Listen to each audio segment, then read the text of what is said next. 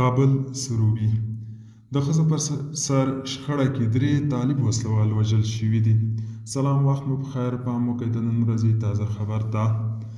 د کابل په سروبي ولسوالۍ کې له سرچینو معلومات ترلاسه کړي چې د ښځو پر سر شخړه کې پرون د جمعې ورځې غرمه د سروبي ولسوالۍ امنیه قمندانۍ مخې ته د کابل جلال آباد پر عمومي سړک د طالب وسلوالو ترمنځ جګړه رامنځته شوه او 3 تنه وژل شوي او 1 تن ټپي دی. سرچینه وایي دواړه لوري د طالبانو د لیکو کسانو او پیښه داسې رامنځته شوې چې یوې ډلې میرمنې میړوښې ښځې تښتولې وې او بلې لوري پرې په سروبي امنیه قمندانۍ کې عارض شوي وو. د میړوښو ښځې تښتونکي طالب امنیه قمندانان سره وو.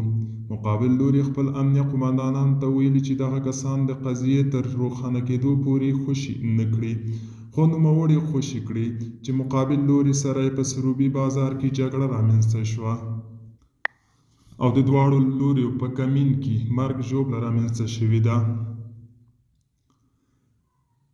د وژل شویو وسلوالو ترمنځ د شیر محمد په نوم د دوی یو ډلګۍ مشر هم شامل دی چې د اوزبین اوسیدونکی دی. زاویه نیوز له ځایي سرچینو د وژل شویو وسلوالو دغه عکسونه ترلاسه کړي. دوستانو، دا و د نن ورځې چمتو کلی خبر. تر بیا هم په الله سپارم. ښې چارې ښه وخت.